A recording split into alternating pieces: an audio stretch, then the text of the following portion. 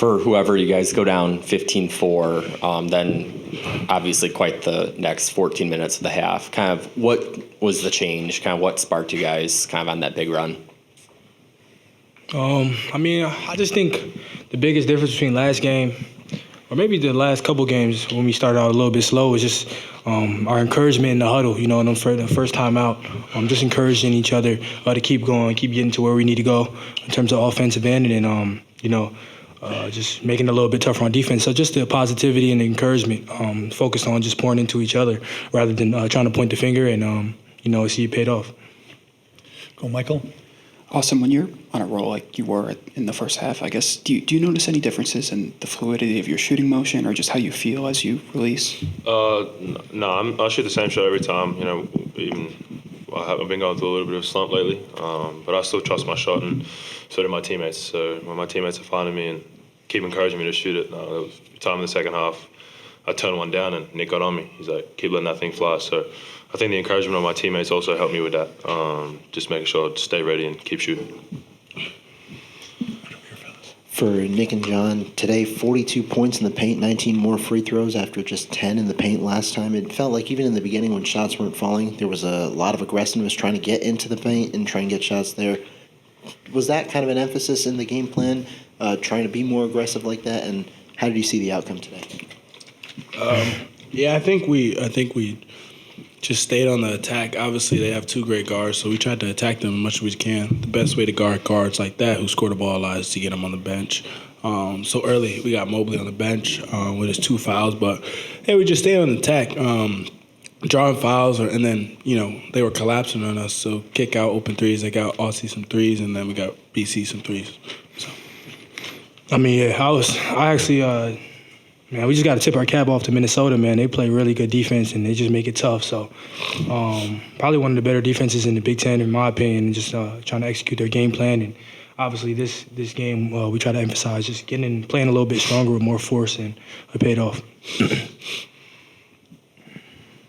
Michael? Nick, obviously switches are going to happen defensively. How has Austin kind of grown in terms of his ability to play with his feet and switch onto guards and just be a part of a defensive unit? Yeah, he had his ups and downs. I feel like we tend to forget that he was just a freshman last year, and then he jumped right up to the Big Ten. So, that comes with a lot of difficulties and challenges, and he's been able to navigate through that. So that's been, more impressive than anything he's done on the court. But it's just confidence. We all been in, his shoes before, coming to college and playing against high-level players where, you just got to adjust, and it starts with your mindset and confidence and telling yourself that, I believe that I can get a stop, and no matter what, I'm going to keep competing and fighting to the end, and he's been able to do that, and when he's doing that and then hitting those threes like that, you see what happens. John? Along those lines for John and Nick, when you have, Austin scoring 19, when you've, Nolan putting up 11, Alexis 10, kind of what does that give you guys when you kind of have that supporting cast that's also clicking offensively? It's a blessing because, they're an option on offense, but they were playing good defensively. So, the offense took care of itself. I think the way he shot the ball was because he was active, he was playing defense, he was getting rebounds. They rewarded him. And then BC was great tonight, and then Nolan continues to be great. And then AB, I didn't even know he had 10 points. I just know his defense was really good. He got rebounds. So the offense just comes when they're playing hard like that and they're playing defense. On the camera in the back, guys. John, the sequence in the first half where you hit the three, then got the steal immediately, and then scored the layup, that seemed like kind of a turning point. What did you see on that play, that sequence, and do you think that kind of gave you guys energy to turn things around when you were down?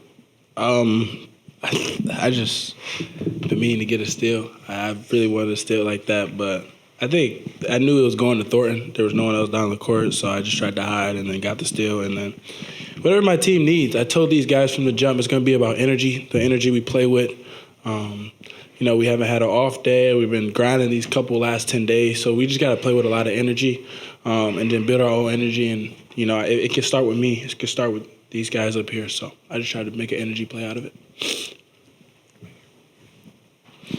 John, on a similar note, you had multiple takeaways that turned into immediate points. Just as you guys tried to attack, keep the pace moving, how important was getting those takeaways and getting the ball in transition?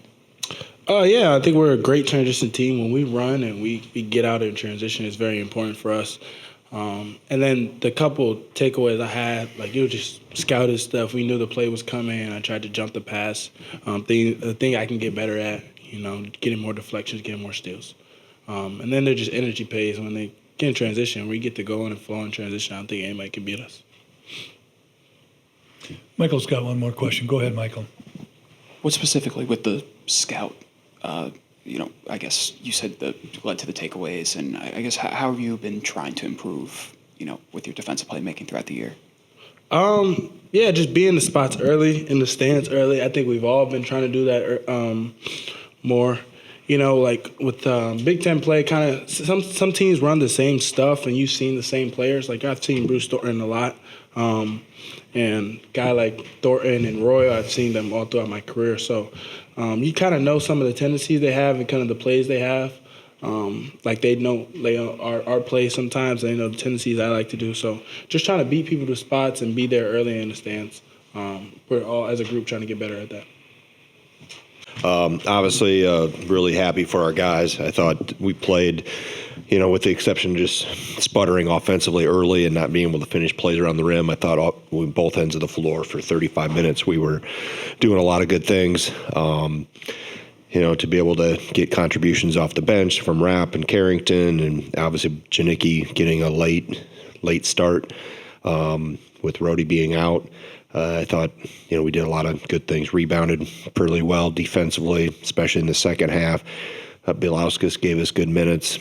Obviously, Boyd and Blackwell were really good when they needed to be, and, a really good team win against a good team. So it was important for us to play well today and continue on our journey. So happy for our guys.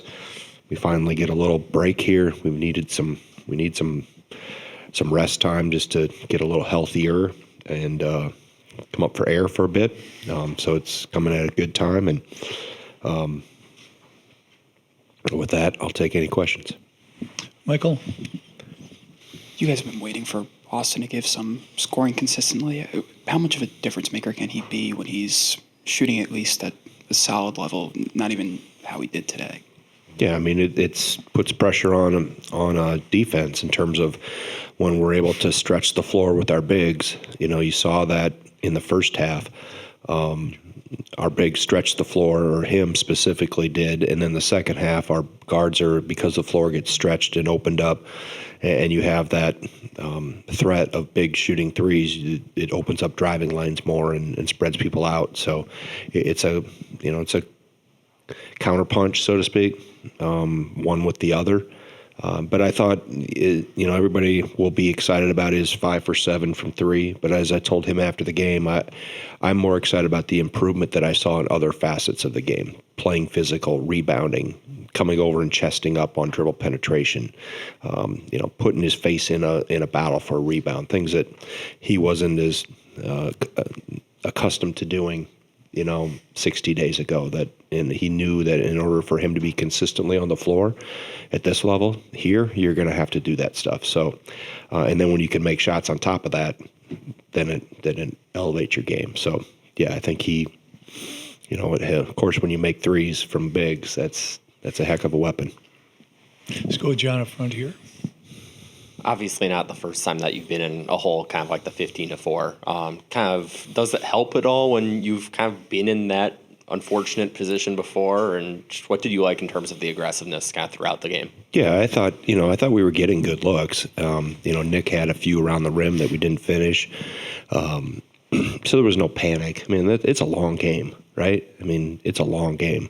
So as long as you're getting the shots you want, and you're not making erroneous, silly mistakes defensively, you're going to chip away. And it didn't take long, right? It was about 3 possessions, and bang, we were back right there. So, like I said, the game can flip so fast. We've seen it flip the other way for us too, or against us. You don't get too high, you don't get too low. Knowing that you got another, after those first 5 minutes, you got another 60, 65 possessions yet to go. It's a long road. Nick up front, then Ben. Yeah, Greg, Mobley came in, I think, averaging 25 over his last 4 or 5 games. Just what stood out about the way Janicki, BC, and Blackwell really kind of guarded him today? Yeah, I mean, he's a heck of a player. I mean, he's so quick. He changes speeds. He does what you want for a guard like that off of screens in terms of changing pace, and they do a good job of putting him in misdirection, use him as a screener, and then escape him in all the ways that you try to free up a guy like that.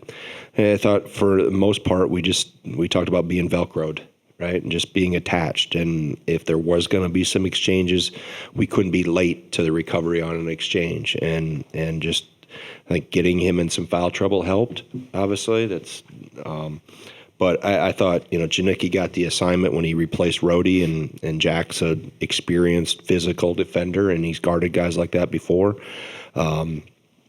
So it was obviously a team effort, and I thought BC, with BC, it's like guarding yourself, right? It's like him guarding himself. And I thought they did for the most part. We stayed attached. We lost him. I believe it was him that hit one in transition. I don't know where he got his 3 or if that Chapman got it after a made basket in the second half, left wing. But for the most part, we made looks and actions hard to get clean looks from.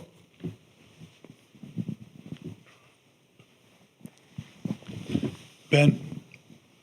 Oh, go ahead, John. And then Ben, please. Andrew, kind of when did that injury come about, and do you have any update on his status? He was sore after the Minnesota game, and he practiced yesterday. Everything checked out fine from a medical standpoint, and he got here today and felt it was just sore and too sore for him to be able to function properly as he wanted to. So it was quite frankly his call on that, because medically he was cleared from anything serious. It was just the soreness that he felt he couldn't function with, and be able to help how he wanted to be able to help us.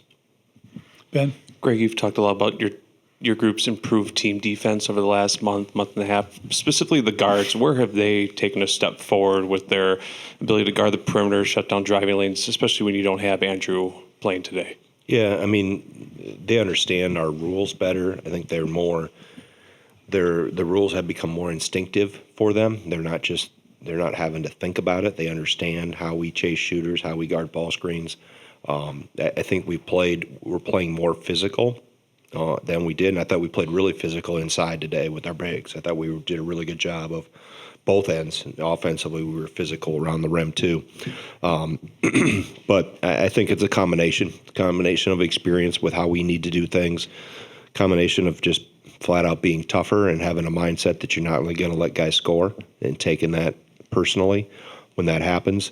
And it's, like I said, they understand how important that end of the floor is, as much as everybody likes our offense and giggles about that, and everybody talks about that. The other end is very, very important.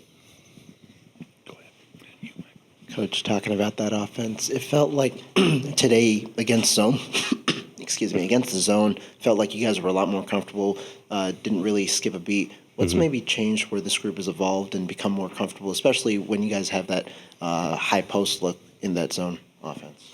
Well, when you make shots against every offense looks good, right? We are better at touching the high post.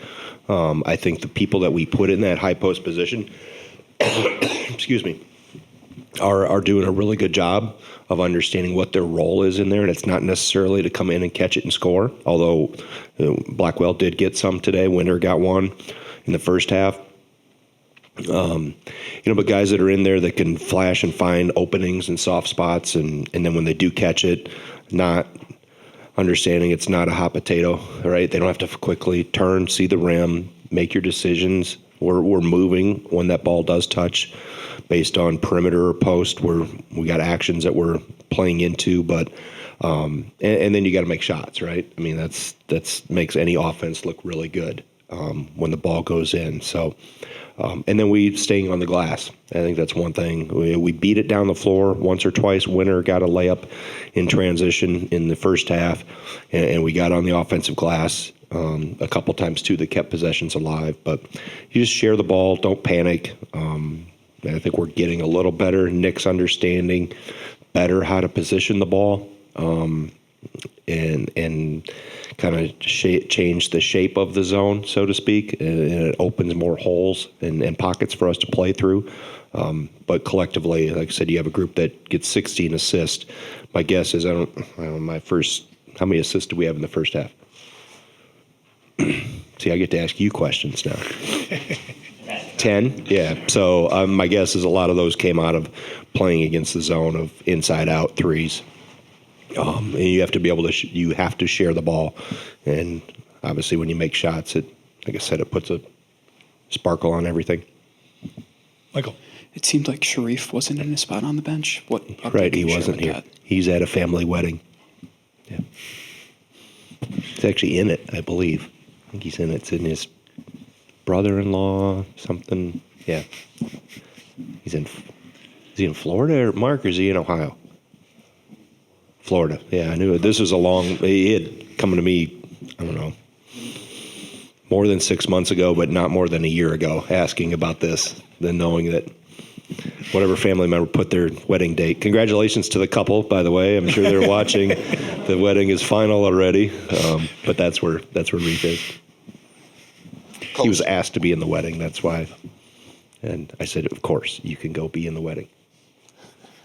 Coach, 3 double-doubles for Nolan Winter in the last 6 games. What are you most impressed about with this play as of late? I think just his consistency. He's been pretty consistent all year long. I mean, there's not a lot of down trend with Nolan. I think the improved strength and weight and endurance helps that. I've always said he plays a little edge to him, and he needs to continue to do that. And he can impact the game, in a lot of ways. Even though he didn't hit a 3 today, I thought he had really good looks. And his activity, when you get 11 rebounds, that was important, especially down the stretch there. I thought him and Belauskas did a good job of minimizing second shot opportunities for Ohio State. Any further questions for Coach? That's all good? All right, John, go ahead.